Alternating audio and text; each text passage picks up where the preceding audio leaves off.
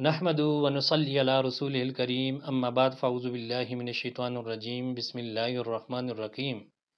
سلسلہ سوال و جواب کے ساتھ میں ہوں عادل امتیاز۔ ایک بھائی پوچھتے ہیں کہ اگر کسی کے والدین کافر ہوں تو کیا ان کو زکوٰۃ کی رقم دی جا سکتی ہے؟ تو اس بارے میں یہ بات سمجھیں کہ والدین کی خدمت خاطر کرنا اور ان کی دیکھ بھال کرنا اولاد کے اوپر فرض ہوتی ہے۔ تاہم اگر کسی کے والدین کافر ہوں اور اس کی اولاد جو ہے وہ مسلمان ہوں اور والدین کافر ہوں تو ان کی مدد اور خاطر مدارت تو وہ ہر صورت میں کرے گا، لیکن جب زکوٰۃ کی رقم ہوگی اور عشر یا فطرانے کی رقم جو ہوتی ہے تو وہ اب ان کو ادا نہیں کرے گا۔ اسلام نے اس سے منع کیا۔ وآخر دعوانا ان الحمد للہ رب العالمین۔